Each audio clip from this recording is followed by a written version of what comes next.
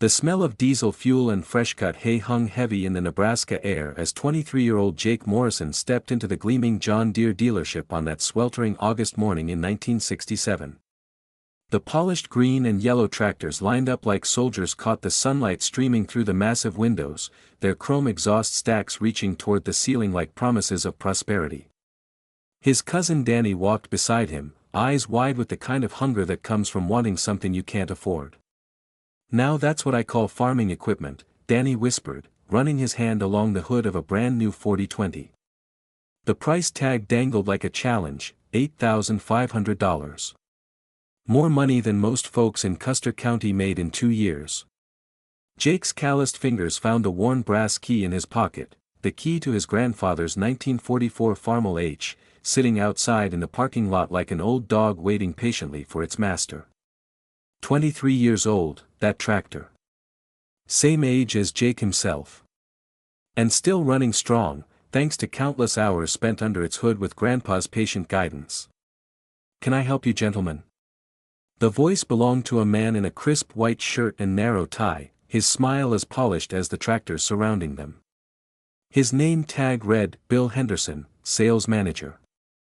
Everything about him screamed success, from his perfectly combed hair to his shiny black shoes that had never seen a day's work in the fields. "Just looking," Jake replied, but Danny stepped forward eagerly. "We're farmers," Danny announced, as if the dirt under their fingernails and the sun-weathered skin didn't already give that away. "Looking to upgrade our equipment." Henderson's eyes lit up like he'd just spotted a $20 bill in a hayfield. "Well, you've come to the right place. These new 4020s are flying off the lot. Revolutionary hydraulic system, power steering, independent PTO. Your grandfather's old iron can't compete with technology like this." Jake felt something twist in his stomach. Not anger, exactly, but something close to it. This smooth-talking city boy had no idea what his grandfather's old iron had accomplished. No idea about the thousands of acres it had worked, the storms it had weathered, the family it had fed. "What kind of financing are you boys working with?" Henderson continued, pulling out a leather portfolio thick with papers. "Because I've got some deals that'll make your head spin. 0 down, payments as low as $60 a month. You could drive one of these beauties home today." Danny's breathing quickened. Jake could practically see the wheels turning in his cousin's head, calculating how much corn he'd need to sell to make those payments. But Jake heard something else entirely, his grandfather's voice, gravelly and sure, echoing across 20 years, "Boy, there's only one way to buy something. Buy it twice. First time with money you don't have, second time with the sweat to pay for it. Smart man only buys once." The memory hit him like a physical blow. He was 12 years old again, standing in Woolworth's 5 and dime, clutching a dollar bill and staring at a toy truck that cost $2. He'd begged his mother for the extra dollar, promised to do extra chores, sworn he'd take perfect care of it. She'd relented, and he'd walked out with that truck feeling like the richest kid in Nebraska. 3 days later, the truck lay in pieces in the barn, victim of his careless enthusiasm and a collision with a fence post. His grandfather had found him crying over the broken toy, and instead of comfort, he delivered a lesson that would shape the rest of Jake's life. "See that, boy?" Grandpa had said, picking up the largest piece of the shattered truck. "You bought this twice. First time with your mama's money, second time with them tears. Next time, you save up your own dollar, you'll treat it different. You'll buy it once, and it'll last." Henderson was still talking, his voice smooth as motor oil. "Now, I know what you're thinking. That's a lot of money, Bill. But let me ask you this, what's it costing you to keep that old equipment running? Parts, repairs, downtime during harvest. This new tractor will pay for itself in increased productivity alone." Jake watched his cousin nodding along, seduced by the promise of easy payments and modern convenience. Danny had always been the dreamer, the one who believed in shortcuts and get-rich-quick schemes. At 25, he was already carrying debt on his pickup truck, his combine, and half the land he farmed. Always one payment away from prosperity, always one bad harvest away from disaster. What do you think, Jake? Danny asked, his voice tight with excitement. We could both upgrade. Hell, with the corn prices this year, we'd be crazy not to. Jake looked around the showroom one more time, taking in the gleaming paint, the comfortable seats, the promise of air-conditioned cabs and power steering. For just a moment, he let himself imagine what it would feel like to climb into one of these modern marvels, to be the envy of every farmer in the county. Then he thought about his grandfather's hands, scarred and strong from a lifetime of fixing what others would throw away. Thought about the pride in the old man's voice when that Farmel H fired up on the coldest January morning, reliable as sunrise.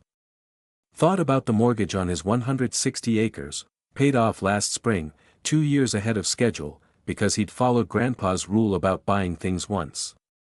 I appreciate the offer, Mr. Henderson, Jake said, his voice steady despite the pressure he felt from both men. But I think I'll stick with what I've got. Henderson's smile faltered for just a moment before snapping back into place. Well, that's certainly your choice. But opportunities like this don't come around often. Interest rates are only going up, and these prices. He shrugged, as if to say Jake would regret this decision for the rest of his life. Danny looked at his cousin like he'd lost his mind. Jake, come on. This is our chance to really make something of ourselves. You can't farm with museum pieces forever. But Jake was already walking toward the door, his grandfather's key warm in his palm. Outside, the old Farmel H sat waiting, its red paint faded but its engine sound. It wasn't pretty, and it didn't have power steering or air conditioning. But it was his, free and clear, and it would be running long after Henderson's shiny new tractors were rusting in some salvage yard.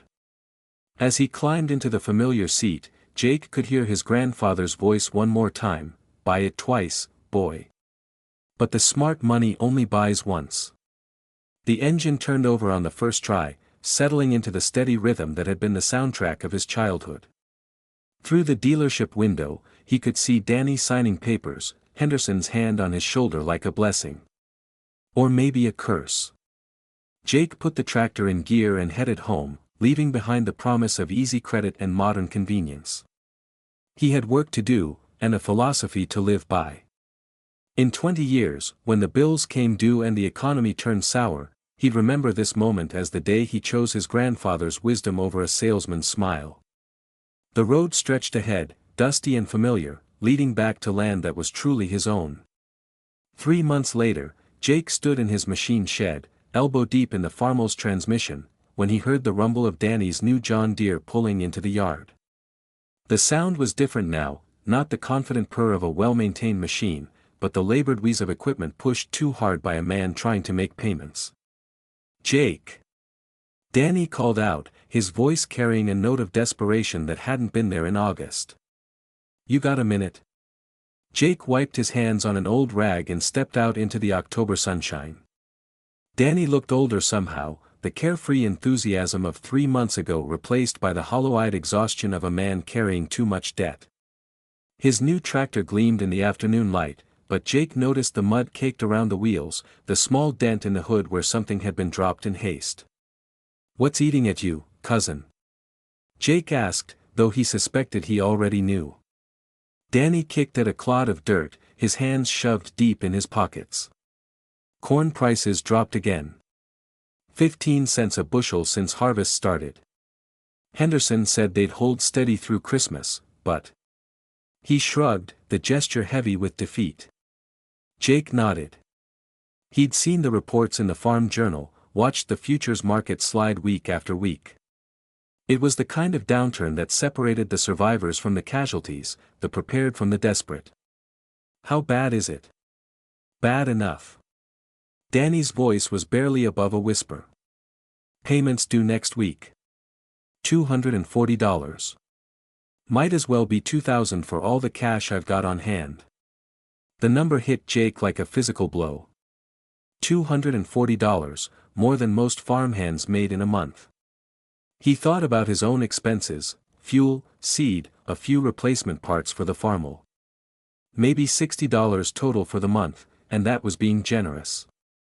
What about the bank? Jake asked, though he knew the answer before Danny spoke. Already extended once. Johnson says they're tightening up, getting nervous about agricultural loans. Too many farmers defaulting. Danny's laugh was bitter, hollow. Funny thing is, Henderson's got 3 more tractors on the lot just like mine. Seems like half the county bought into his opportunity of a lifetime. Jake remembered his grandfather's stories about the Depression, about neighbors who'd lost everything chasing the promise of easy money and modern convenience. The old man had survived by keeping his expenses low and his equipment paid for, by understanding that in farming, the only certainty was uncertainty. You remember what Grandpa used to say about buying things twice? Jake asked quietly. Danny's face flushed red. Don't start with that old-fashioned nonsense, Jake. This is 1967, not 1930. A man's got to modernize to compete. Compete with who? The bank? Jake kept his voice level, but he could feel the frustration building. You're working twice as hard to make payments on equipment that does the same job my farm'll does. Where's the sense in that? Your farm'll's a piece of junk. Danny exploded, 20 years of sibling rivalry boiling over. It breaks down every other week, it's got no power, no comfort, no payments, Jake finished quietly. No interest. No sleepless nights wondering if I can make the note. The words hung between them like a fence, marking the boundary between 2 different philosophies of life. Danny stared at his cousin for a long moment, and Jake could see the exact instant when the anger drained away, replaced by something that looked dangerously close to despair. I don't know what to do, Jake, Danny whispered. Sarah's pregnant again, and the doctor bills. If I lose this tractor, I lose everything. The bank'll call the note on the land, and then what? What kind of man can't provide for his family?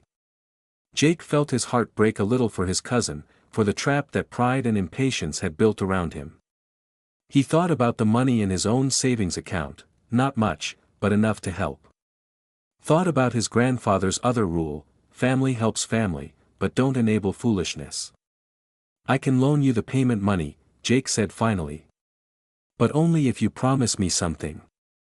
Danny's head snapped up, hope flickering in his eyes. Anything. Name it. Promise me you'll think about what Grandpa really meant when he talked about buying things twice. It wasn't just about money, Danny.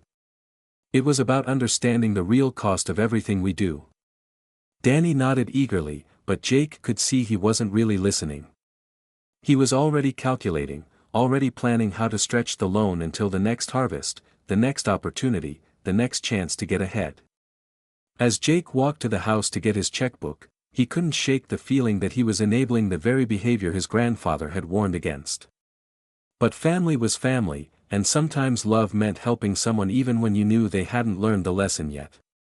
The farmer H sat in the shed behind him, patient and reliable, waiting for tomorrow's work.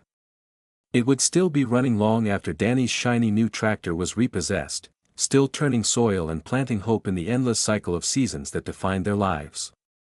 Jake wrote the check with a heavy heart, knowing it wouldn't be the last time his cousin came asking for help. Some lessons, he realized, could only be learned the hard way. The winter of 1968 arrived early and stayed late, blanketing Custer County in snow that seemed to fall from a sky the color of old pewter. Jake spent most of January in the machine shed, rebuilding the farmer's engine with the methodical patience his grandfather had taught him. Each part was cleaned, inspected, and either restored or replaced with pieces salvaged from the bone yard behind Peterson's implement dealer. Waste not, want not, he muttered, echoing another of Grandpa's sayings as he honed the cylinders to perfect roundness. The work was meditative, almost spiritual, the kind of deep maintenance that modern farmers with their payment schedules and warranty concerns never had time for. Danny stopped by on a bitter February morning, his face drawn with exhaustion and something that looked like shame. The John Deere sat outside, its engine ticking as it cooled, but Jake noticed his cousin had parked it facing the road, ready for a quick escape. Coffee's hot, Jake offered, wiping his hands on a shop rag. They sat at the kitchen table that had belonged to 3 generations of Morrison men, steam rising from their cups like incense in the cold air. Danny stared out the window at the snow-covered fields, his jaw working like he was chewing words too bitter to swallow. "Henderson came by yesterday," he said finally.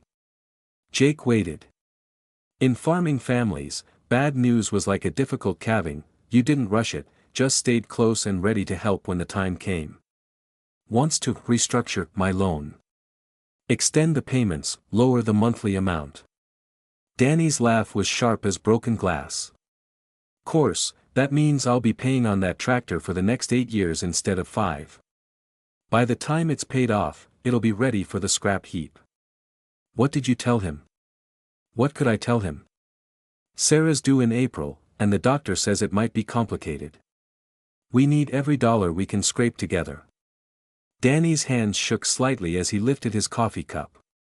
"You know what the worst part is? Henderson acted like he was doing me a favor.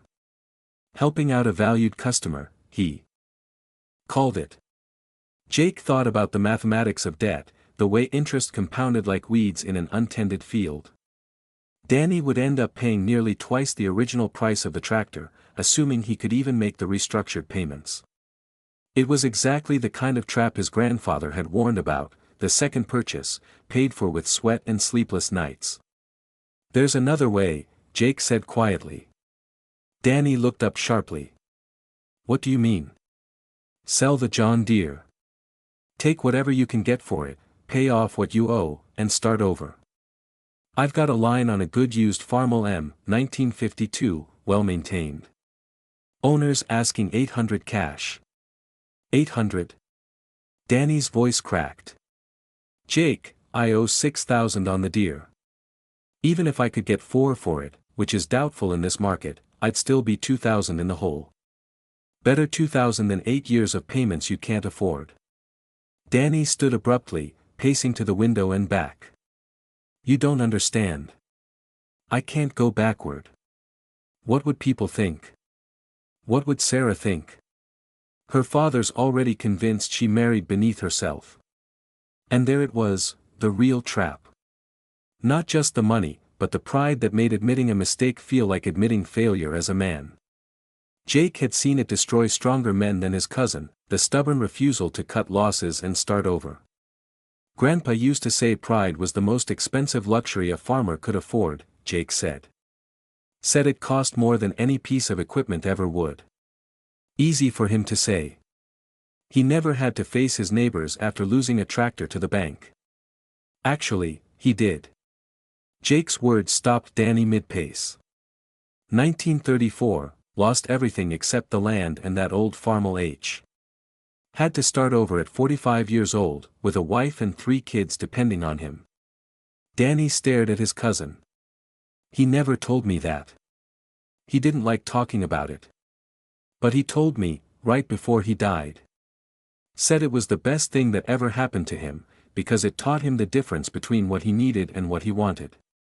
The kitchen fell silent except for the tick of the mantel clock and the whisper of wind around the eaves. Outside, snow began to fall again, adding another layer to the drifts that would feed the spring planting.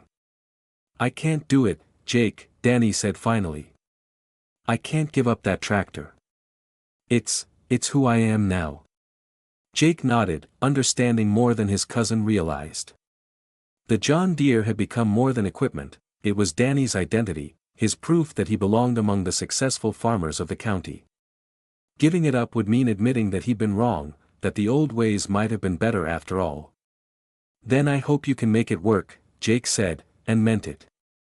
"But if you change your mind, the offer stands." After Danny left, Jake returned to the machine shed and the patient work of rebuilding. The Farmall's engine was nearly complete now, each component fitted with the precision that came from understanding how things worked rather than simply expecting them to work.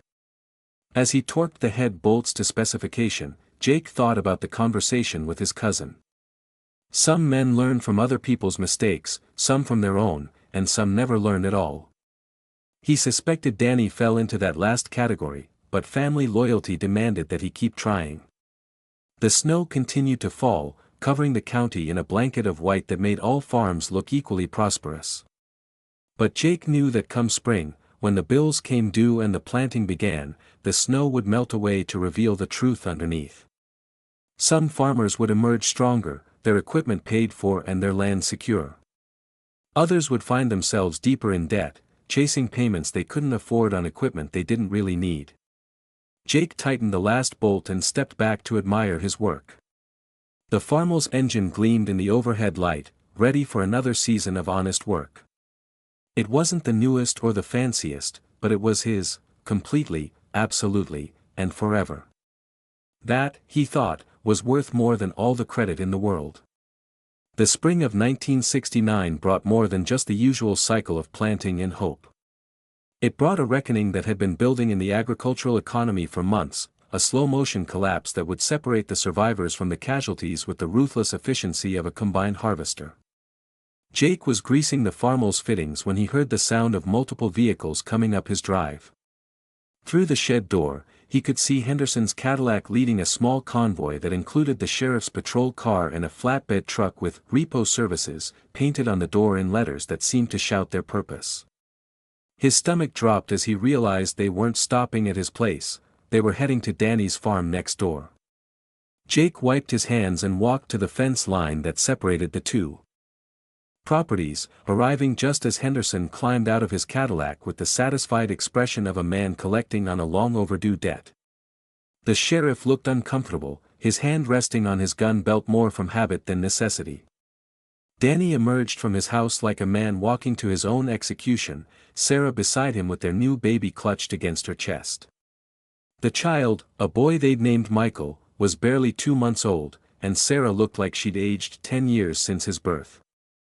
"Mr. Morrison," Henderson called out, his voice carrying the false friendliness of a snake oil salesman. "I'm afraid we're here on unpleasant business."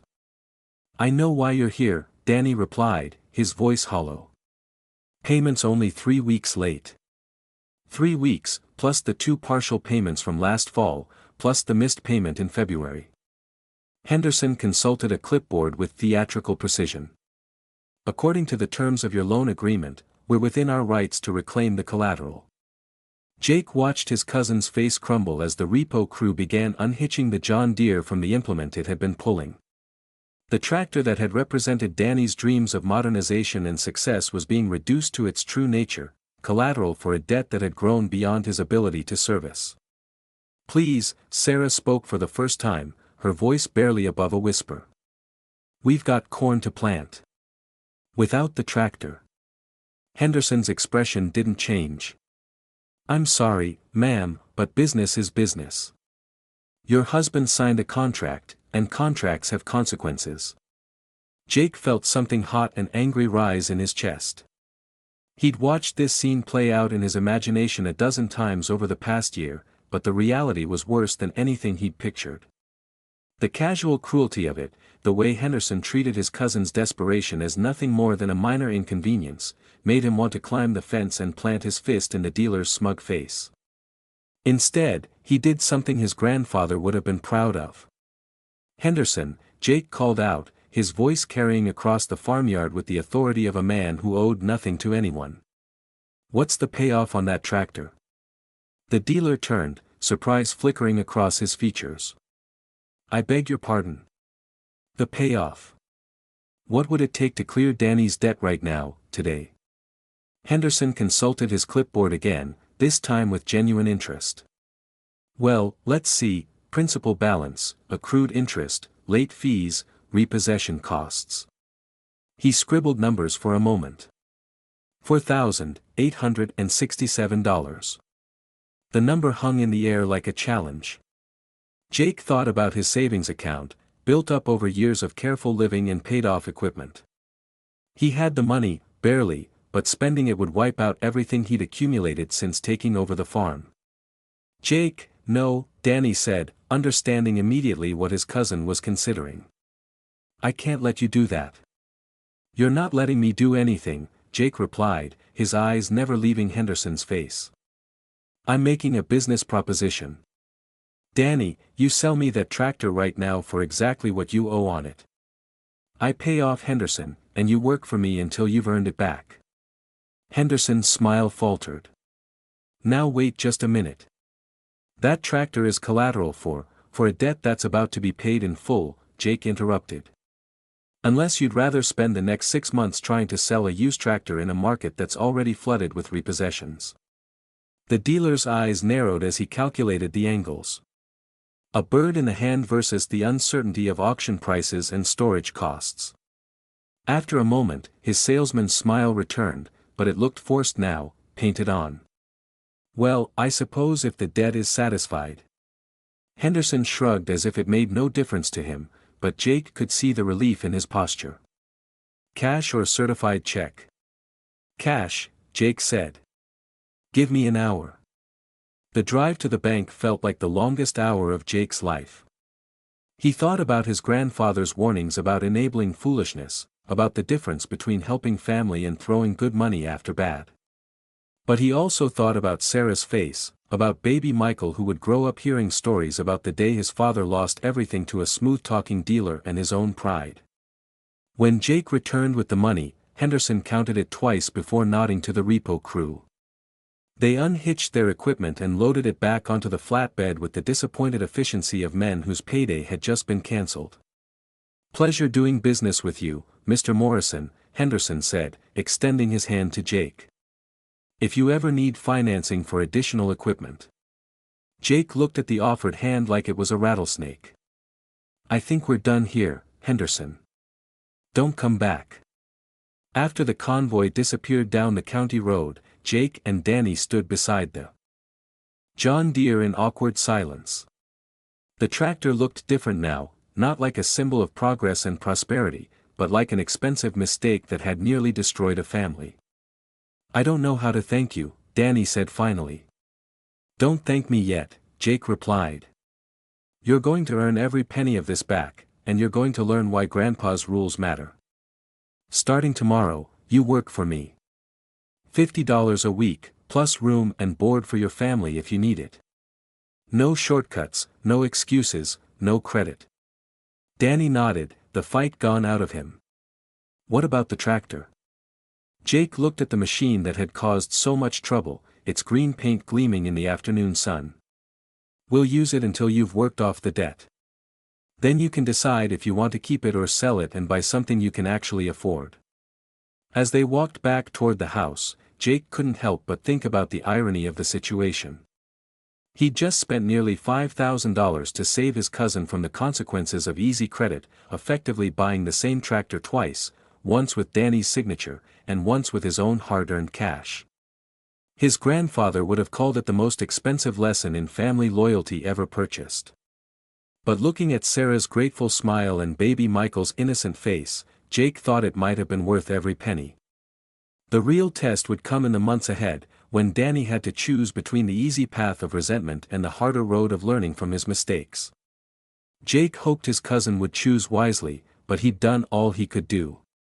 Sometimes, he reflected, buying something twice was the only way to truly own it. The summer of 1970 brought a drought that tested every farmer in Custer County, but it tested Danny Morrison most of all. Day after day, he worked beside his cousin under a sun that seemed determined to bake the life out of everything green, learning lessons that should have been obvious years earlier. "Check the oil," Jake called out as Danny climbed down from the John Deere after a long morning of cultivating. "Every 4 hours, no exceptions." Danny nodded and pulled the dipstick, his movements automatic now after months of Jake's patient instruction. The oil level was fine, but Jake made him check anyway. It was part of the routine, part of the discipline that separated equipment owners from equipment renters. "Why do you think Henderson never mentioned maintenance schedules when he sold you this tractor?" Jake asked, settling into the shade of an old cottonwood with a thermos of water. Danny considered the question while he wiped the dipstick clean. "Because he wanted me to break it so I'd have to buy another one." "Partly. But mostly because he knew you'd never read the manual anyway. Most folks don't. They just want to climb on and go, like it's a car or something." The observation stung because it was true. Danny had treated the John Deere like an appliance, something that should work perfectly with minimal attention. The idea that a piece of equipment required daily care, seasonal maintenance, and constant vigilance had never occurred to him. Grandpa used to say that farming equipment was like a marriage, Jake continued.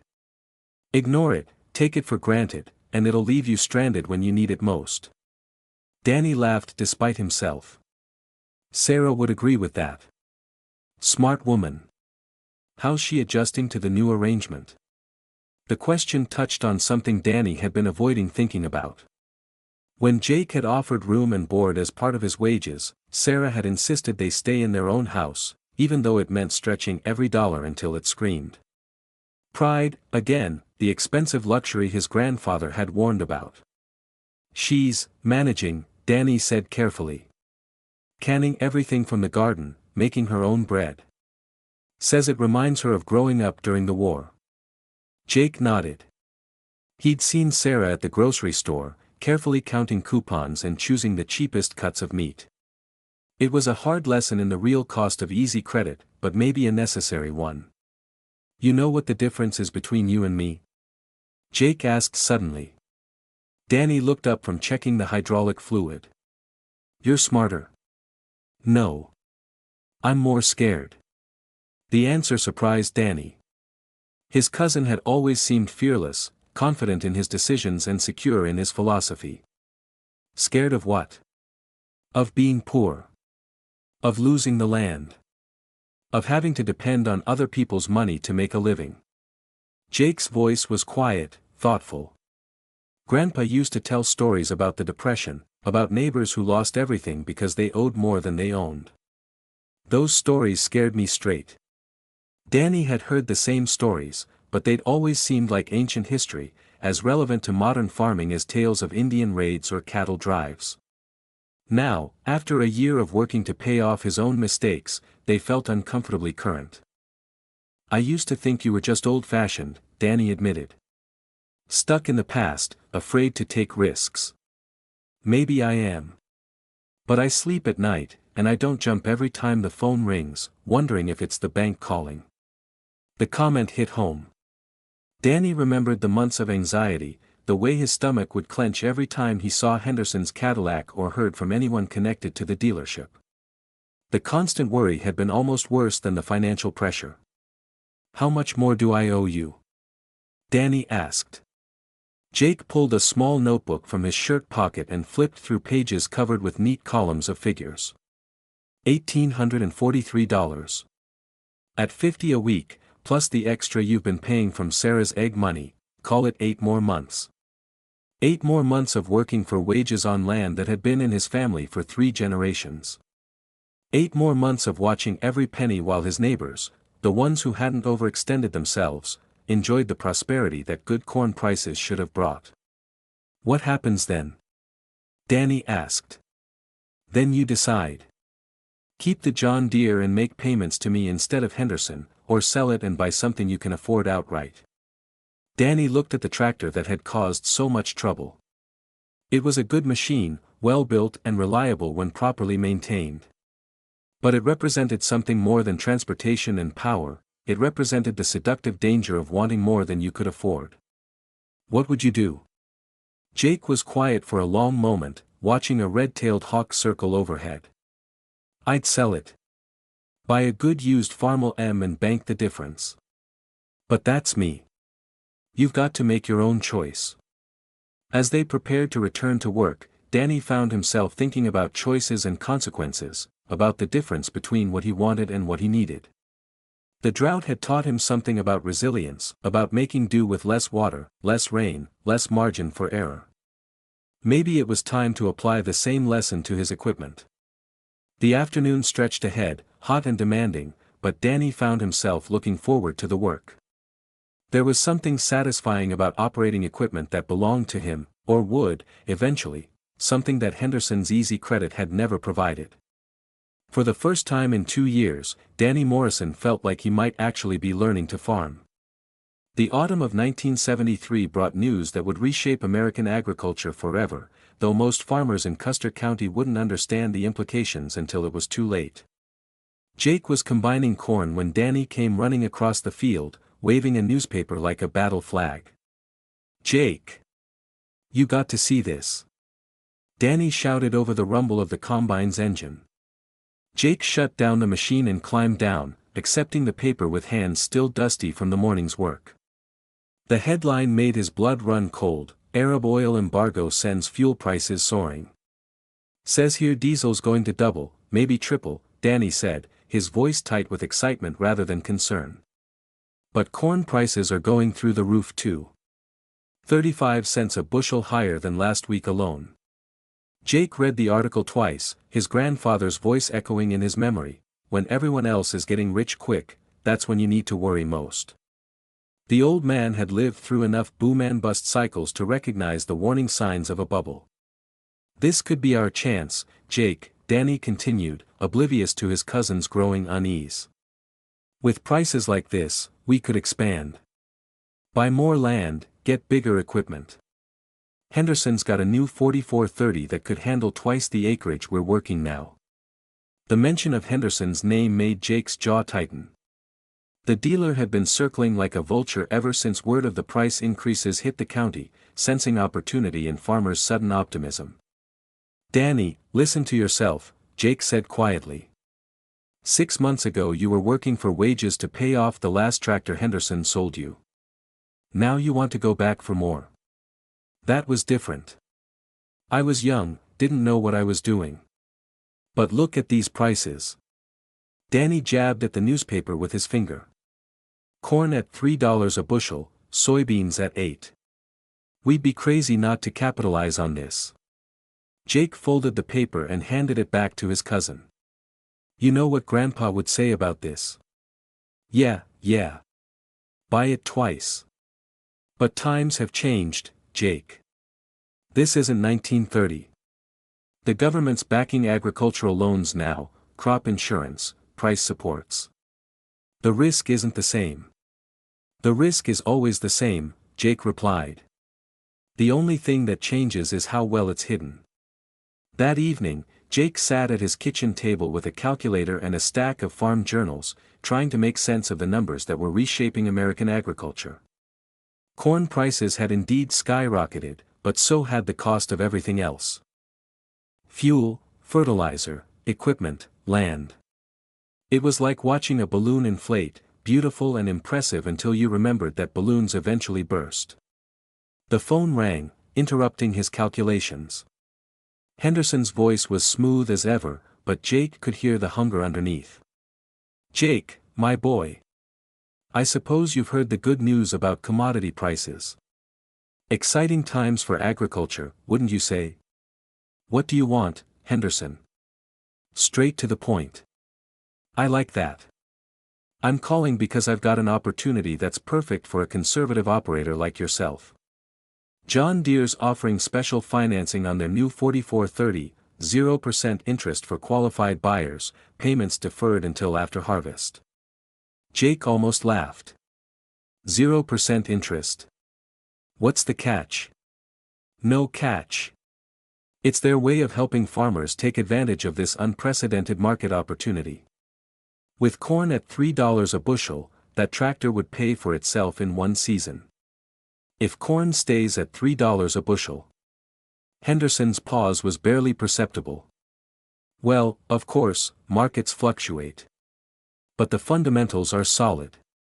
World population growing, energy crisis creating demand for ethanol. This isn't a bubble, Jake. This is the new reality. After Jake hung up, he sat in the gathering darkness and thought about bubbles and reality, about the difference between opportunity and trap. Outside, he could hear the steady rumble of his Farmel H, still running after nearly 30 years of faithful service. It wasn't the biggest or the newest, but it was his. The next morning brought a parade of visitors to the Morrison farm. First came the land appraiser, a nervous man in a cheap suit who measured fence lines and took soil samples while muttering about unprecedented appreciation rates. Then the banker, all smiles and handshakes, eager to discuss expansion opportunities and leveraging current equity. Finally came Danny, his face flushed with excitement and his hands full of loan applications. Jake, you won't believe what Peterson's offering for the old Schultz place. $1,200 an acre. Last year it was selling for 400. If we pool our resources, we could buy it together, double our operation overnight. Jake looked at the papers his cousin was waving. With what money? That's the beauty of it. The bank will loan us 80% based on current land values. We put up our existing farms as collateral, and boom, we're farming 1,000 acres instead of 300. And if land prices drop? Danny's smile faltered for just a moment. They won't. Can't. Too much demand, not enough supply. Besides, even if they did, we'd still have the income from farming it. Jake thought about his grandfather's stories of the 1920s, when land prices had soared and farmers had borrowed against inflated values to buy more land. The crash of 1929 had wiped out a generation of agricultural dreamers, leaving behind empty farmhouses and abandoned fields. I'm not interested, Jake said finally. What? Jake, this is the chance of a lifetime. We could be the biggest operation in the county. Or the biggest bankruptcy. Danny stared at his cousin like he'd grown a second head. I don't understand you, Jake. You've got the most conservative operation in Nebraska, no debt, equipment that's paid for. You should be the first one jumping on opportunities like this. Maybe that's exactly why I'm not jumping.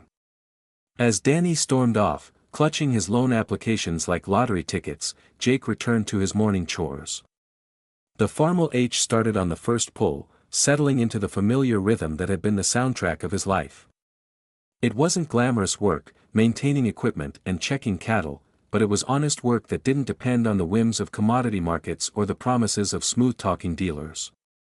By evening, word had spread through the county that Jake Morrison had turned down the chance to expand his operation. Some called him foolish, others called him smart. Jake didn't much care what they called him, as long as they didn't call him broke. The boom was just beginning, but Jake had already decided to sit it out. His grandfather's voice was too strong, the lessons of the past too clear. When everyone else was getting rich quick, that was exactly when you needed to worry most. Time would tell who was right. The winter of 1979 arrived like a reckoning, bringing with it the kind of cold that seemed to seep into a man's bones and stay there. Jake stood in his machine shed, watching his breath form clouds in the frigid air as he performed the annual ritual of winterizing his equipment. The Farmel H sat before him like an old friend, its red paint faded but its engine sound after 35 years of faithful service. Outside, the wind howled across fields that told the story of the decade in stark mathematical terms. Half the farms in Custer County had changed hands in the past 6 years, sold at auction to pay debts that had seemed manageable when corn was $3 a bushel and land was worth $1,200 an acre. Now corn was selling for $240, when you could find a buyer at all. Land that had peaked at $1,500 an acre was lucky to bring $600. The boom that Henderson and the bankers had promised would last forever had collapsed with the brutal efficiency of a house of cards in a tornado. Jake heard the crunch of tires on frozen gravel and looked up to see a familiar pickup truck pulling into his yard. Danny climbed out slowly, moving like a man who'd aged 20 years in the past 5. At 37, he looked older than their grandfather had at 60. Coffee's on, Jake called out, the same greeting he'd offered for 20 years. They sat at the kitchen table in comfortable silence, two men who'd learned that some conversations were too important to rush. Danny's hands shook slightly as he lifted his cup, not from the cold, Jake realized, but from exhaustion and stress that had become his constant companions. Got the final notice yesterday, Danny said finally. Jake nodded. He'd been expecting this conversation for months, watching his cousin struggle with payments on land that was worth less than half what he owed on it. The Schultz place that had seemed like such a golden opportunity in 1973 had become a millstone around Danny's neck, dragging him toward bankruptcy with inexorable force. How much time do they give you? 60 days. Bank wants to minimize their exposure, according to Johnson. Funny how friendly he was when he was pushing that loan, and how cold he is now that it's gone bad. Jake thought about the parade of bankers and dealers who'd swept through the county during the boom years, selling dreams and collecting commissions before disappearing when the bills came due. Henderson had moved to Denver in 1977, leaving behind a trail of repossessed equipment and broken families. What about Sarah and the kids? Danny's face crumpled slightly. Sarah's been working at the diner in town, trying to bring in something steady. Kids don't understand why we can't afford the things their friends have. Michael keeps asking why we have to sell the farm.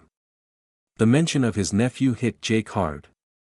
Michael was 12 now, the same age Jake had been when his grandfather taught him about buying things twice. The boy was about to learn a harder lesson about the cost of easy credit and borrowed dreams. You got any options? Bankruptcy, I guess. Start over with nothing at 40 years old. Danny's laugh was bitter as winter wind. Sarah's father keeps saying he told her not to marry a farmer. Guess he was right. Jake stood and walked to the window, looking out at the fields that had been in his family for 4 generations. The land was the same, but everything else had changed.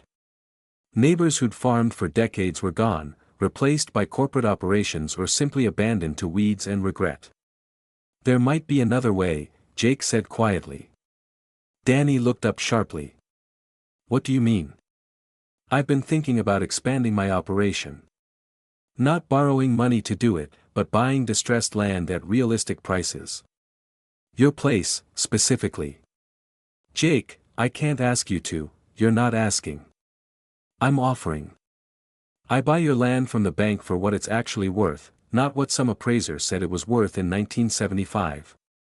You and your family stay on as my tenants, work the land on shares until you can get back on your feet. Danny stared at his cousin for a long moment. You do that? After everything that's happened? Family helps family. That's what Grandpa always said. But I'd be working for you again. Just like before. Jake turned from the window. No, not like before. Before, you were paying off a mistake. This time, you'd be building towards something. Learning to farm the way Grandpa taught us, conservatively, sustainably, without depending on other people's money. The offer hung between them like a bridge across a chasm. Jake could see his cousin wrestling with pride and practicality, with the choice between starting over with nothing or accepting help that came with conditions. What would Sarah say? Sarah's a smart woman. She'll say yes because it means her children get to stay in the only home they've ever known, and her husband gets a chance to learn from his mistakes instead of being destroyed by them. Danny was quiet for a long time, staring into his coffee cup like it might contain answers to questions he'd been afraid to ask. Outside, the wind continued to howl, carrying with it the sound of a decade's worth of dreams blowing away like dust. Okay, Danny said finally. But I want to pay rent, not just work on shares. I want to contribute something, even if it's not much. Jake nodded. Fair enough. But we do this my way. No debt, no shortcuts, no chasing the latest trend or listening to dealers who promise. Easy money. Your way, Danny agreed. Grandpa's way. As they shook hands across the old kitchen table, Jake felt the weight of responsibility settling on his shoulders. He was about to become not just a farmer, but a teacher, helping his cousin learn lessons that should have been obvious from the beginning. Outside, the Farmer H sat in the machine shed, patient and reliable as always. It would be working these fields long after the fancy equipment of the boom years had been scrapped or repossessed. Some things, Jake reflected, were worth more than their price tag suggested. The real value was in what they taught you about the difference between wanting something and needing it, between opportunity and trap, between buying something once and buying it twice. His grandfather would have been proud. The spring of 1983 brought more than just the usual cycle of planting and hope to the Morrison farm. It brought a reckoning 15 years in the making, as Jake stood in his machine shed looking at 2 tractors that told the story of 2 very different approaches to farming and life. The Farmer H, now 39 years old, sat gleaming under a fresh coat of red paint that Jake had applied himself during the long winter months. Every bearing had been replaced, every gasket renewed, every system restored to better than factory condition. It was a testament to the philosophy that had guided 3 generations of Morrison men: buy once, maintain always, and never depend on other people's money.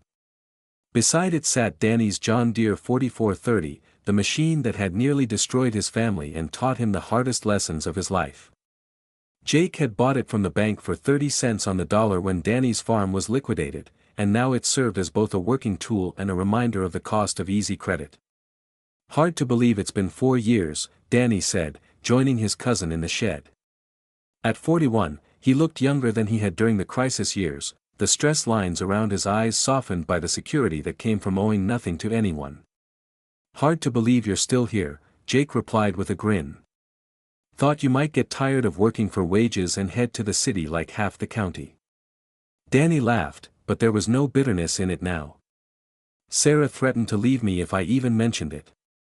Says this is the first time in our marriage she's been able to sleep at night without worrying about money." It was true. The arrangement Jake had proposed during the dark winter of 1979 had worked better than either man had dared hope. Danny and his family lived in their old farmhouse, now owned by Jake, and worked the combined operation on a sharecropping basis that guaranteed them a steady income regardless of commodity prices. More importantly, Danny had learned to farm the way his grandfather had intended, conservatively, sustainably, and always with an eye toward the long term rather than the quick profit. "Michael's been asking about that Farmel M you mentioned," Danny said, nodding toward his 16-year-old son who was greasing fittings on the planter. "Says he wants to buy it with his own money, fix it up himself." Jake smiled.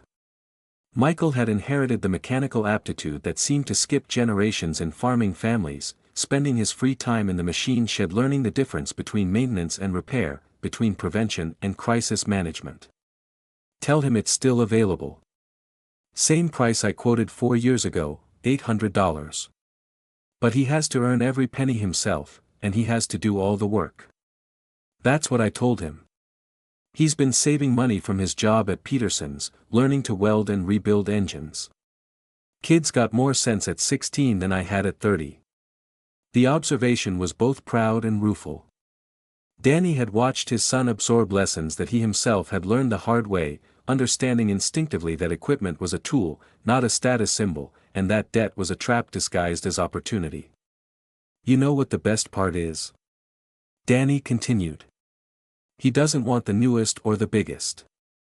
He wants something he can afford, something he can fix himself, something that'll still be running when he's my age." Jake nodded, remembering his own 16-year-old self, eager to prove he could handle responsibility and earn his place in the family operation. The cycle was completing itself, passing wisdom from one generation to the next in the way that farming families had done for centuries. "Speaking of which," Jake said, "I've been thinking about the future of this operation." Danny looked up sharply. "What do you mean?" "I mean I'm 41 years old, no wife, no kids of my own. This land needs to stay in the family, but it needs someone young enough to work it for the next 40 years. The implication hung in the air between them. Danny had proven himself over the past 4 years, demonstrating that he'd learned from his mistakes. And embraced the conservative philosophy that had kept the Morrison farm solvent through boom and bust cycles. "You're talking about selling me back the farm?" "I'm talking about a partnership. Equal shares, equal responsibility, equal say in how we run things. But with one condition." "Name it." "We do it Grandpa's way. No debt, no shortcuts, no chasing trends or listening to dealers who promise easy money. We farm to last, not to get rich quick." Danny extended his hand without hesitation. "Grandpa's way." As they shook hands in the machine shed that had sheltered 3 generations of Morrison equipment, Jake felt a sense of completion that had nothing to do with profit margins or commodity prices. The farm would continue, the lessons would be passed down, and the cycle of planting and harvest would go on. Outside, Michael Morrison was learning to grease fittings and check fluid levels, absorbing the kind of practical knowledge that no agricultural college could teach. In a few years, he'd buy his own tractor with his own money, and the cycle would begin again. The farmer H sat between them, patient and reliable as always, ready for another season of honest work. It had outlasted the boom and bust of the 1970s, outlasted the dealers and bankers who'd promised easy prosperity, outlasted the neighbors who'd chosen credit over caution. Some things, Jake reflected, were worth more than their price tag suggested. Some lessons could only be learned the hard way. And some wisdom was too valuable to buy on credit. His grandfather would have been proud of what they'd built together, not just a successful farming operation, but a legacy of independence, self-reliance, and the understanding that the best things in life were the ones you owned free and clear. The spring planting stretched ahead, full of promise and possibility.